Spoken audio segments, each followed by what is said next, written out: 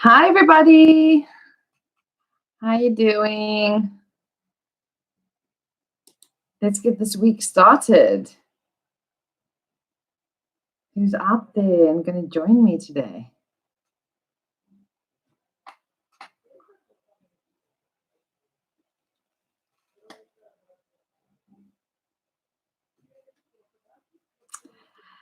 Good afternoon, everybody. How are you all doing? It's Monday, and a happy Monday at that. Are you all good? In Cape Town, it is lockdown day 4, and we are all doing well. Hi, Jacqueline. I hope you're well. All right, so let's kickstart this Monday afternoon by talking about how I decided to talk about the topics of the week. So last week we had a couple of requests from some of you guys. Hello, Anna. Some of you guys and some of our students to deepen vocabulary and more specifically to talk about colloquialisms and phrasal verbs. So this week is dedicated to that aspect of vocabulary. If you want to know a little bit more about the week's live program, you can follow us on Facebook as well as our Instagram page. Subscribe to us, and you will see the schedule for the rest of the week and the topics that we are going to be talking about, that I'm going to be talking about and discussing with you over the course of the week, all related to phrasal verbs and colloquialisms and how to deal with them. So stick with me. Hello, Mohammed. Stick with me and let's rock this English. It's going to be amazing. So what are colloquialisms exactly? Now, colloquialisms is a big word, but essentially all it is all they are everyday phrases. So they are not formal, but they form the bulk of spoken English. And colloquialisms exist in all languages. It's not just exclusive to English. Hi, Douglas. Hello, Melina. So they are words that you may recognize, and in theory, you know them. But you may have found yourself hearing these words or these phrases in a context that is completely unfamiliar to you. These colloquialisms may also be the reason why you have some gaps in your understanding. And some of them are so common that I'm pretty sure that you have heard them already. So let me give you some examples. I'm sure you've heard of to go nuts or to go bananas or cuckoo. That's to be a little bit crazy. You've heard of wanna and gonna. It's all over the TV, all over the movies. Everybody uses it. You may have even heard of hell no or hell yes for absolutely yes and definitely not. So those are some really, really common colloquialisms. Before I get into some of the more modern colloquialisms that I've picked to share with you guys today, how's it, Ian and Salah? Let me talk a little bit about why they are important. Well, they have to be quite important, otherwise I wouldn't be asked by students all the time to talk about them, right? So there must be something about them that makes them important. So it's not a black and white why. It's not mathematical. It's not scientific. The reason why they're so important, and you ask us a lot to deal with them, is because they relate to real life and how people actually communicate in reality. They help us form bonds. And now I'm speaking to those who have studied in South Africa and who will remember the phrase "me bru." You know who I'm talking to, right? It forms a sort of camaraderie. Hey, bro, how's it going? it's only used here in South Africa, and it's South African colloquialism at its best. So it's functional language. And what is functional language? It's one of the most important aspects of English language learning, more than grammar, in my humble opinion, because you need it in order to navigate real world conversations with confidence, right? And that's what we want, right? We want to be able to contribute to conversations with native speakers and non-native speakers, and be confident in how we respond. The real world conversations that are not scripted include a ton of colloquialisms, people, a ton. So I don't want to say unfortunately, because it's not unfortunate, but for the purpose of language learning, unfortunately, they are constantly evolving. Our language is evolving, and colloquialisms are always added, right? You'll find that traditional courses only teach you a few, or you come across only a few of these colloquialisms. And sometimes by the time you reach those points, those colloquialisms in traditional courses, they might be sort of out of date already. How's it, Fabio? Hi, guys. Geez, you're distracting me. Hello. Yeah, so they might be out of date. In fact, I'm going to talk about how they can become sort of like dinosaurs, you know, and if you use them, nobody actually understands what you're saying, or you sound a little bit silly. So they evolve along with the language. And I'm also going to talk to you a little bit later about what influences colloquialism. So let me introduce you to some of the more relatively new colloquialisms, right? You may have heard some before, you may have read about them, but let me get into it. So, have you heard of a meme? M-E-M-E? I actually only discovered the word meme about 1.5 years ago. I know. I'm a bit challenged when it comes to technology, but the reason I say this is because a meme is a sort of inside joke, and it is often depicted in picture form or in a cartoon, and it stems from the internet. And because I'm not very tech savvy, another colloquialism, I'm not that good with technology. I tend to be a little bit late when it comes to learning colloquialism that stem from the internet. Right. So B-A-E. A bay is a colloquial way to talk about your romantic partner, your better half. Right, another one, and to be lit up. So, to be lit. It doesn't mean that you've just lit up the room with a torch, with a dynamo torch. It's cool, huh? If we speak about something being lit or lit up, it is amazing and lively. So an example of that would be, I went to a party on Friday night. It was so lit, or it was lit up. Or another example was, I gave my presentation today and I was really lit.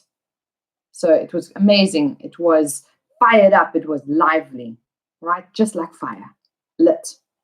L-I-T. You may have heard of someone listen to you, and after you finished speaking, they say, I hear you. They don't mean they can literally hear you. They mean they can understand you. They understand what you're talking about. And it is not literal. It doesn't mean that they can hear you. Just remember that. Have you heard of FOMO? F-O-M-O? Couple of fear of missing out, and that's relatively new. FOMO means that when you're not somewhere, you wonder what is going on, and you have a fear of missing out on the action, right? So let's say you wanted to go to a party, but you couldn't go for some or other reason, and you're sitting there wondering all the cool things that you have missed out on. FOMO. Right. Low key. Low key has got nothing to do with a key. All right. So low key is, we use it when we talk about something that is under the radar or sort of secretive and quiet. I'm going to go down the party route again. I think I'm missing parties. Okay. I had a party for my birthday a couple of months ago, and it was really low key. So that means it wasn't lively and rambunctious. It didn't have tons of people. It was just myself and my family and a cake. It was low key. It's not negative. It just expresses an action that wasn't full of vibes, full of super action. If that makes sense. Yeah. There weren't fireworks. Let's put it that way. All right. To grind. I don't know if you've heard of this one before. So rather using it as a verb, we can also use it differently. Let me give you an example. What am I talking about? What am I referring to when I say going back to the grind? Anybody? Anybody? So I just got back from holiday, and it was really great. It was wonderful. 3, 2, 1. No, grind more. Grind. What am I referring to? So if you go on holiday, you're not working and you're not studying. You're on holiday. You're having a good time. You're relaxing. So if I say that I have come back from holiday and it was great, but now it's time to get back to the grind, Grind. Very good. Daisy has got it. Positive vibes, Daisy. Well done. Yes, it's back to work, but it's not just regular work. It's really hard work. So after my day's work, I relax, but tomorrow morning it's back to the grind. I'm going to go work hard now. All right, very good. Right. So let's say somebody says, let's say you come to me and you say, Nicoletta, did you hear that the next door neighbor is unwell? And they had to go to the hospital, but they were turned away. What are we going to do about it? And I respond by saying, oh, I can't even. Has anybody heard that expression? Has anybody heard that colloquialism? I can't even. So look at my expression. Does it tell you that it's a good thing or a bad thing? I can't even. Please. I can't even. What does it tell you? Anybody?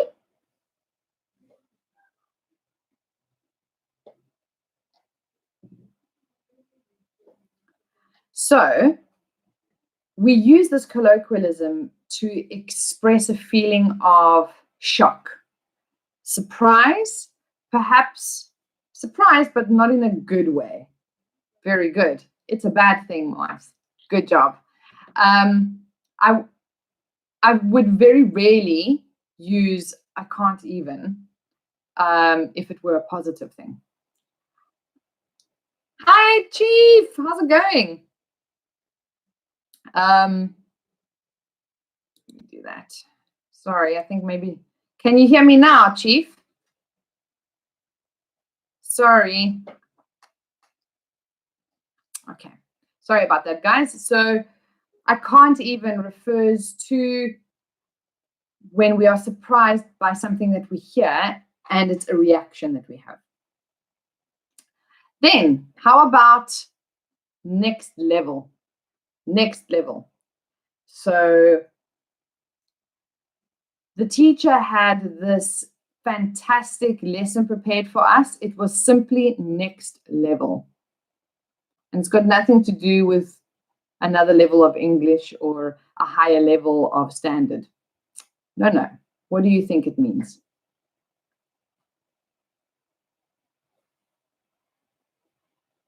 Anybody? Hi, Adrieli. Hi, Yuri. Hi, guys.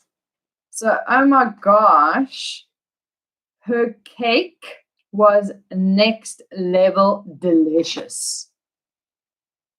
Was the cake delicious? Was it really amazing? Or was it really bad? Anybody? Anybody? It was amazing. It was something great. So when we talk about something that is really delicious, really amazing, and surprised us a lot, we say next level. It can also be used in the negative sense, I guess. So we could say he was next level angry, which means he was so angry it was beyond our comprehension. All right, next one. This one here tends to lean towards when we are being a little bit sarcastic, and it can sometimes be a little bit offensive. It depends on the situation and on the context. It can be quite funny though, and that is just saying. So I'm going to give you an example of my son. He's very, he's kind of cheeky in a good way. And he will come out of his room and say, "Mom, I just finished my homework. Just saying." And by adding that colloquialism at the end of that, he is sort of like being cheeky about it, saying, "Don't have to ask me, I've already done it." And we use it to be a little bit funny, but we have to be careful that we're not being offensive. So you will hear it a lot amongst friends, really close friends, and also I'm trying to think of there was a series that used it quite a lot. Oh, The Big Bang Theory. They use it quite a lot in that series as well. So you might want to have a look. And you know that Sheldon can be quite cheeky and quite sarcastic. So a good place to hear that in action. All right. Then very similar to I hear you, but in the opposite. And that is, you feel me. So we use this colloquialism when just after we have expressed a concern, or we've spoken to someone maybe about something that is bothering us, like something that we're upset about, and at the end we would say, "You feel me?" And that means, do you understand? Do you understand how I feel about this? You feel me? And we use the word feel because we're talking about our emotion. You feel me? All right. Noob. N-O-O-B. I'd like to introduce you to Ahmed. He is a newbie in our class. What do you think that means? A noob. N-O-O-B. Anybody?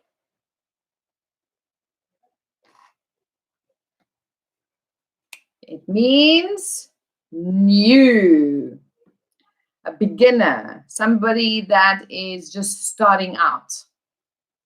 All right, this one here is courtesy of my son, Francesco, who is nearly 13 years old. And every second word is, "Oh, that is sick, Ma." So it's got nothing to do with illness or disease or dread. Actually, it's quite the opposite. If something is sick, it is amazing. It is so cool. So cool. It's got language is so important, and context is so important. So imagine you get a new gadget, right? And it's amazing. It's so cool. And you will find that this colloquialism comes up a lot amongst teenagers, English-speaking teenagers. And one of the colloquialism that I picked up of late is when to say that something is savage. Savage. Something is savage. Savage is usually something related to fierce, brutal, cruel, even wild, right? So if something is savage, again, we're talking about something out of how the lesson was savage because it was intense and really cool, and I learned a lot.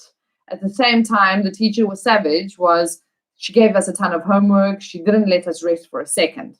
So almost in one context, it has two different meanings. And then I have one more. This one here is relatively new, but older than most of the other ones. And this is particularly dedicated to a group of students that I taught a little while ago. And Luis, Hanan, Africano, Marcello, Daniel, Ricardo, you know, the day that I forgot something and then I looked at the board and I tapped myself on the forehead like this and I said, oh my gosh, I just had a brain fart. And you guys laughed so hard, so hard that I thought the planet was shaking. Do you remember that? It was so funny. So a brain fart is quite literally an expression, a colloquialism that refers to when your brain goes for a microsecond. And for that moment, you just don't remember anything. It slips your mind. So your brain literally went for a millisecond, and that's a brain fart. So that's a colloquialism that is a little cheeky. So use it wisely. But we need to have a little bit of fun, right? It's not all super serious. Okay, so these colloquialisms that I just introduced you to, you may have heard some of them may be brand new to you. The point is that they scratch the surface. Hi, Kamish. They scratch the surface, and these are just ones which I know of that I use quite a bit, that I hear in my daily conversations, etc. What is important to realize is that, like I said earlier on, colloquialisms evolve.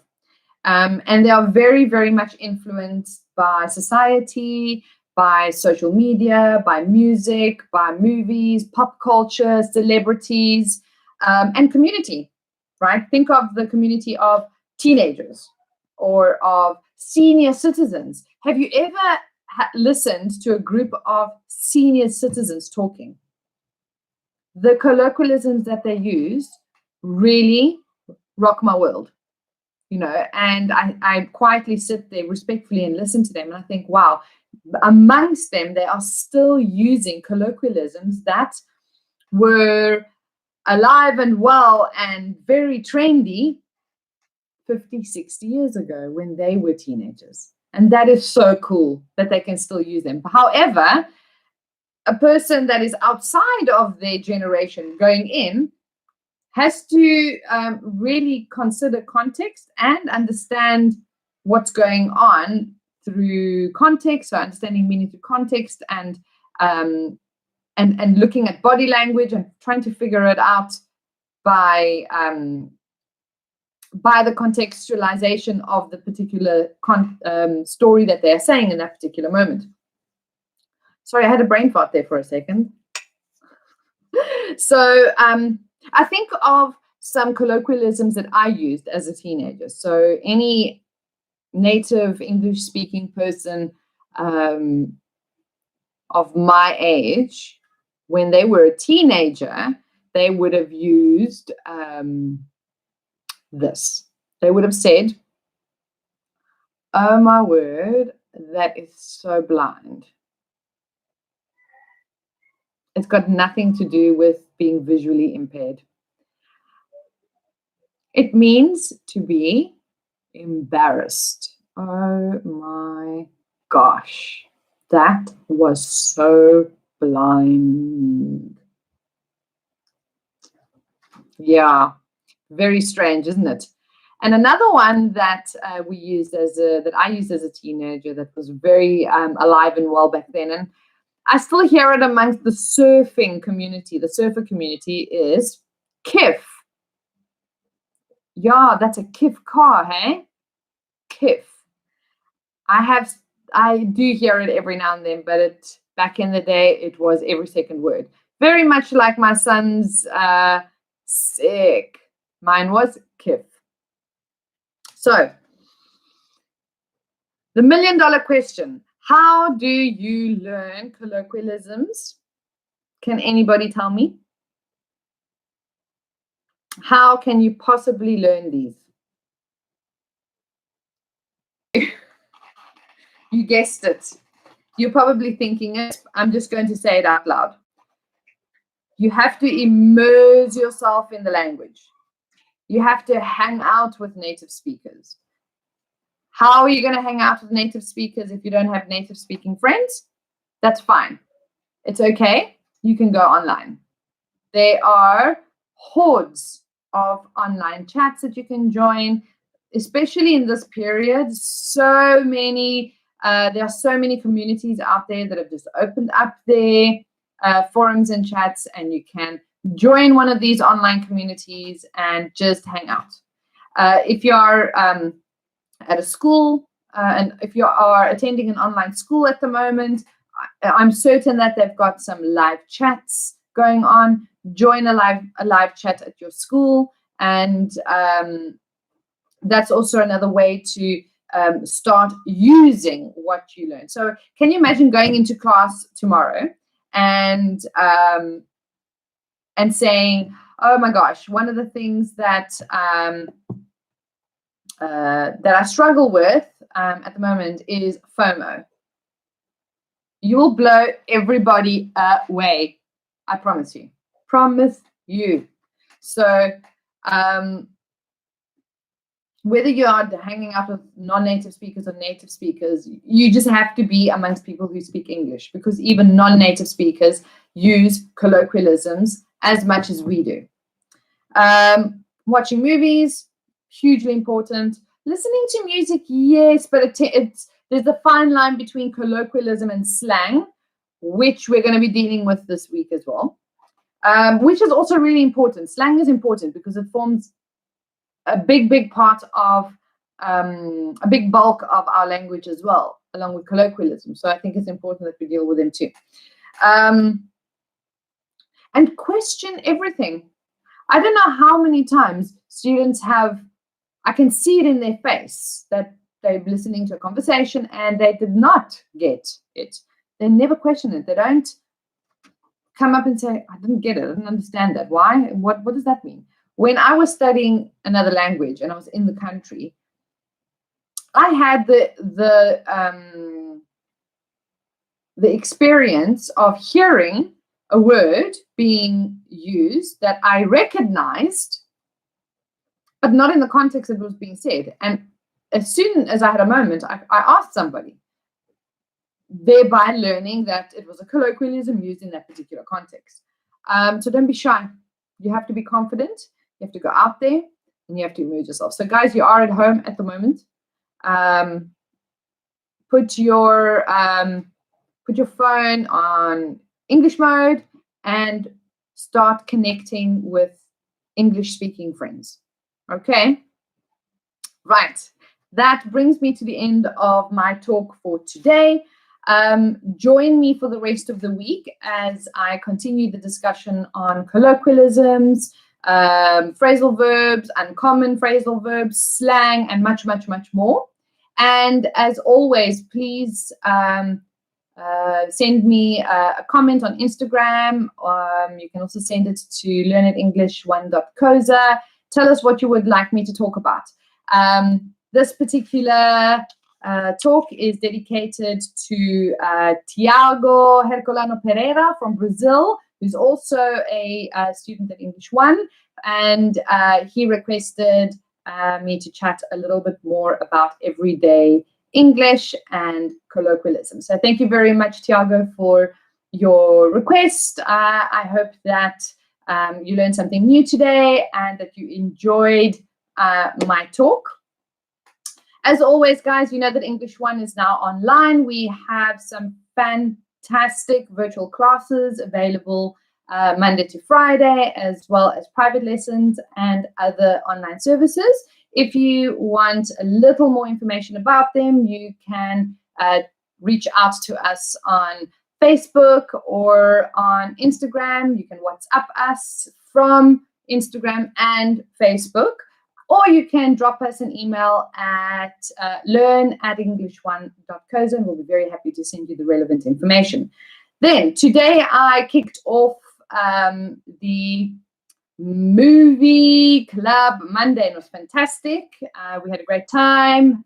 Thank you very much, Anna. It was wonderful. And the lesson was based on the movie Colombiana, which you guys had to watch over the weekend. So tomorrow we have a new club, and we are going to be looking at World News Club.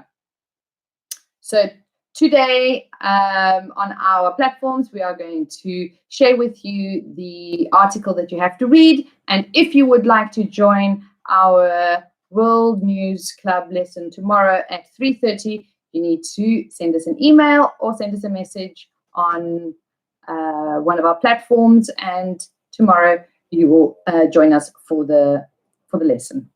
All right. So I hope to see you guys tomorrow. If anything, I'll see you live at 5 tomorrow on YouTube and on Instagram. Cheers for now, guys. Be safe and have a wonderful evening if you are closing off your day or wrapping up your day, and a fantastic day to those of you who have just surfaced. Much love to everybody from English 1 and all the team. Bye.